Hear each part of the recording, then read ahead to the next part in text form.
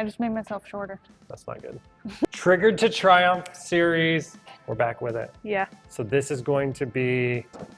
This is going to be about... Sleep test first part. Yeah. Start over? No, this is going to be about why you suck as a human. Hear me out. Just kidding. That's the triggered part. I didn't even say anything specific. And some people are like, I do. Okay, so triggers being in your trauma. People are so ready to listen to you right now. I know. About why they suck. Yeah, it's okay. I suck too. Yeah. Everybody sucks. So the Just a little nihilistic. The snooze alarm. Well, first of all, this is a fun fact about the snooze alarm. Yeah. On your iPhones, the new update that's coming out, you're able to adjust the snooze alarm to any time. Yeah, that's So- not 9 minutes. Godspeed with that decision. Yeah. Like if you're already in this decision fatigue and now you have to choose your snooze alarm because it's not 9 minutes. Yeah. Why was it 9 minutes? I don't Comments know. below why it was 9 minutes. If you know exactly why, I'll take any. 5 just seems like it would make sense. I'll take a factual reason why, and then Yeah. anything that actually seems believable. Yeah.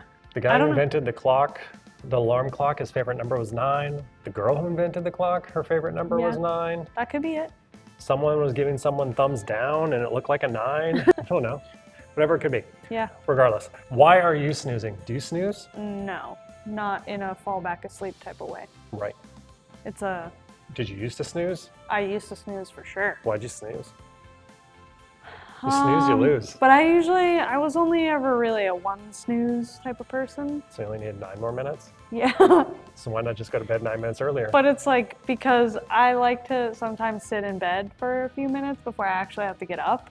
So it's more about that than And not falling back asleep? having to rush to get out of bed. Yeah. Okay. Yes. Okay, I just want to have this like 9 minutes to like lay here before my day gets started, and then I'll actually get started with my day. Okay. So, but now I don't snooze. That could be a reason.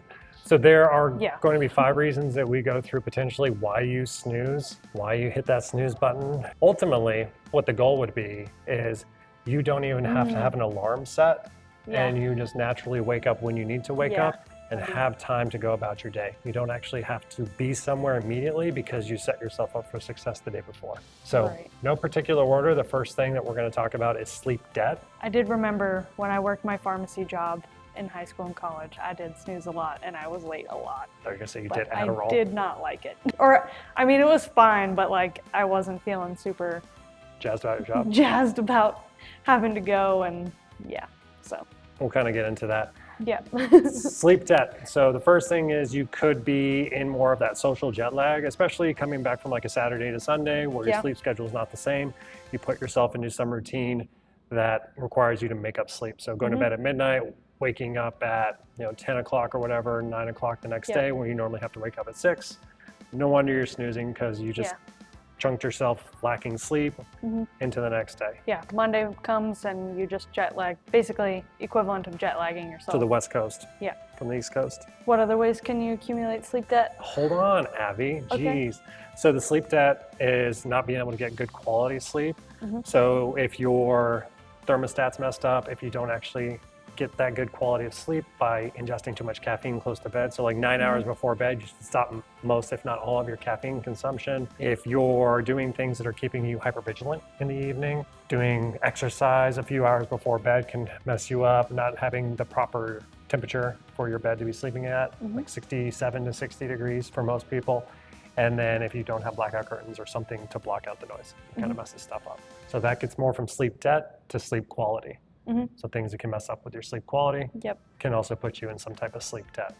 Yeah, and if there's not enough sleep or not quality enough sleep, waking up in the morning feels like you just want to snooze a little bit more, which makes sense. Why do you suck? Yeah, misaligned schedule. This guy needs a script. Mike Isertils is like scrolling the entire time. I know, I'm just kidding. The script is a good thing. Yeah. The third thing could be Organization is a general positive. misaligned schedule. Yep. Let's say you have a job to where you are a bartender and you get out at 2 o'clock, but you're naturally a morning person. Like your circadian rhythm is set up to where your phenotype is, that's the expression, is that you're more of a morning genotype versus phenotype. Genotype being the genetics you're born with, phenotype being the expression of the genetics. Yeah.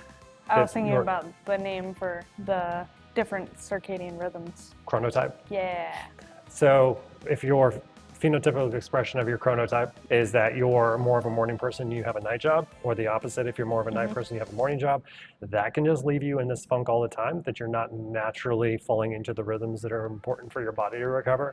So having that offset chronologically, which also kind of feeds into the same thing on the weekends when you kick yourself into some random sleep routines. Keeping into a routine the same day, every day, single day is the best thing. If you operate best 10 to 7 Monday through Friday, try your best to stick 10 to 7 for your sleep patterns for Saturday and Sunday as well. Yeah, was it plus or minus an hour? Everyone's a little bit different, but the less you can make that, the better. And then you'll be able to work yourself back. So being able to, if you know you need to be awake at this time and you know you need this much sleep as well, then you have to work yourself back to setting your bedtime as an adult. You and your sucky personality and your shitty habits better get it together. No. Fourth reason, jeez, who hits you? Who beats you, Abby? I don't know why that was. Jeez.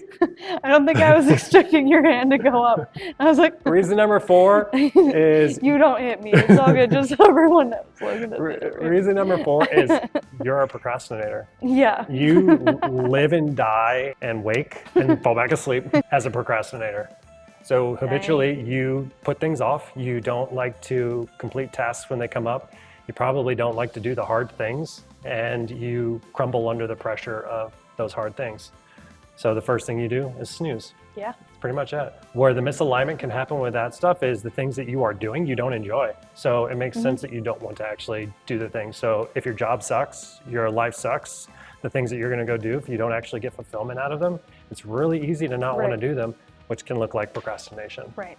Yeah. It's like, why do you like to get up out of bed in the morning? What do you like to do? Are you doing those things every day? I've had many terrible jobs in my life, and I've been around many terrible people in my life where I didn't want to wake up. Like I did not want to go do the things. So my snooze wasn't to snooze, but it was inevitably, and I figured this out way younger, that I didn't want that place. I didn't want to go do those things, and sleep was the comfort for that, which also kind of sounds like a depressive state of time, but probably was. So figuring out where that misalignment is for you, that you're procrastinating because why don't you want to go do the things? Yeah. And then it's like you can kind of break it down into habits. Like what are your habits when you go to bed? And then what are your habits when you wake up in the morning? And are those habits the habits that you want to have that help you move towards the things that you want?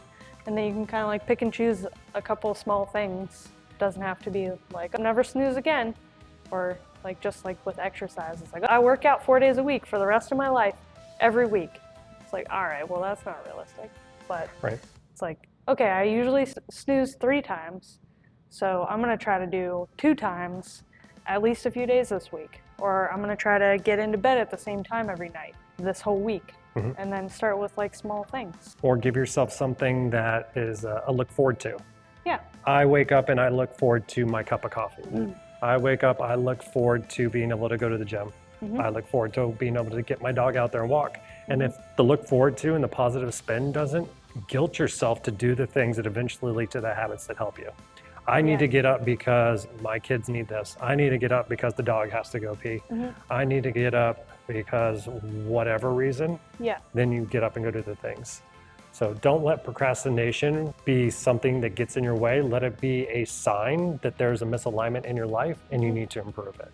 So then your procrastination goes by the wayside and you feel exhilaration to be able to go do your day. Or at least you at least become a little bit more optimistic and optimist for the day. Yeah, procrastination can be a lot of things too.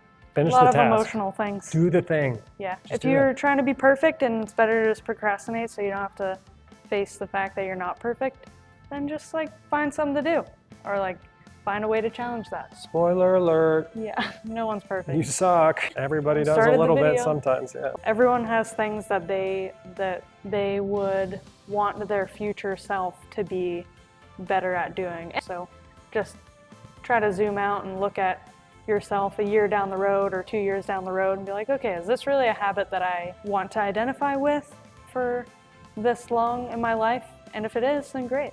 Then don't change it. But Procrastinators. Yeah. Also, waking up and falling back asleep when you hit the snooze button, that's not real sleep. It's better off getting the extra 25 minutes of sleep and setting your normal alarm later and then waking up on the first alarm. So then you get actual restful sleep versus 25 to 40 minutes of broken up sleep. So it has fed into our fifth point. Our fifth point is just psychological avoidance. Yeah. So the procrastination. Right, that'd be the perfectionism. And now you're leading to psychological avoidance. Yeah. So not wanting to do the things because you're fear of failing the things, not wanting to do the things because the things don't bring you enjoyment. So reframing your life, creating the construct that is your life, because it's you. You're the only person you're responsible for, so go do the things. Yep. Being able to do that. Our brain is a powerful thing. We can make stuff up. We can convince ourselves of things. We can placebo ourselves. We can nocebo ourselves. So convincing yourself that you're able to go do these things and have the power to change what you want to do. Yeah. It's a great empowerment in its own, but there has to be a recognition that currently what you're doing doesn't align with who you want to be. And your past self sucks and your future self is telling you so. Get it together. Don't feel too triggered. Personally, don't have an alarm. I wake up whenever I want to wake up, but that's taken years, and lots of sacrifices. Like there's trade-offs for that stuff. Like I don't have pets, I don't have kids, I don't have people around that would disrupt that, but that's what I've created and that's what I've wanted. Do what you can in your situation, in your scenario to create what you wanted. And if past self has put you in a situation for future self to not be able to be so successful, do the best you can with that stuff. Figure out what it is that allows for you to feel fulfillment and at least encourage you to go about your day a little bit quicker.